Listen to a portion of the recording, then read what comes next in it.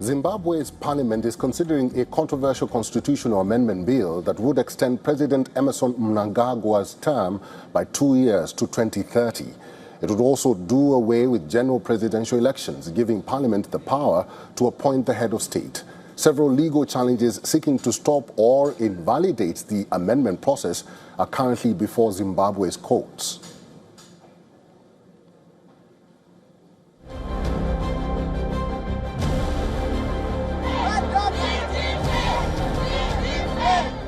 Zimbabwe's government introduced a bill to parliament that would extend President Emmerson Mnangagwa's term by 2 years to 2030, despite criticism from a fractured opposition and some veterans of the country's liberation war. The draft legislation was debated at a second reading in parliament. And what our population has done in demonstrating where it stands in support of President Mnangagwa to continue to 2030 is an affirmation of the fact that the party is strong, that is, it has got the support of the people, and that the leader of the party, who has done so well, is enjoying near universal, if over universal support from the population of Zimbabwe. 83-year-old Mnangagwa is meant to step down in 2028 after serving 2 5-year stints as the head of state. But his supporters want to change the constitution to extend presidential terms from 5 years to 7.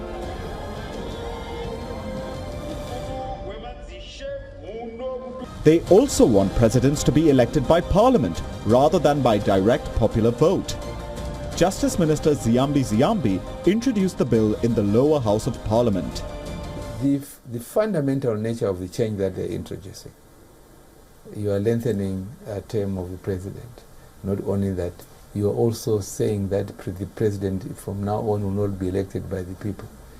That would require a referendum. Political analysts expect it to sail through, as Mnangagwa's ZANU-PF party has a 2/3 majority in the lower house and also overwhelmingly controls the upper house through traditional leaders and other proxies who generally vote with it, giving it the numbers to change the constitution. Zimbabwe has said previously that he expects the legislative process will take about a month.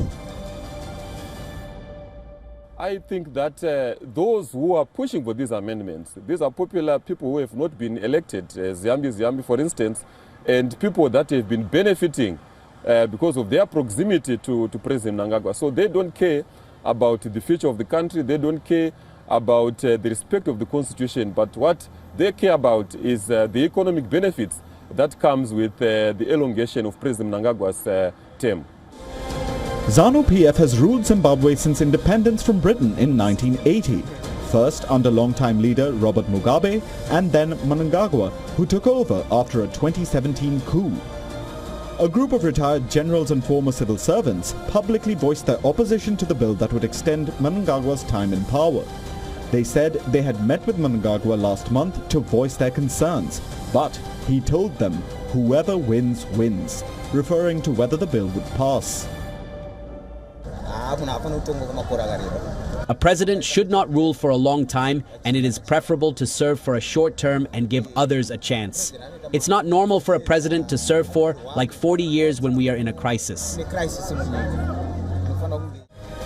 Some war veterans and activists also challenged the bill in the Constitutional Court, which reserved judgment while it considers their arguments. Africa Bureau, WION. World is One.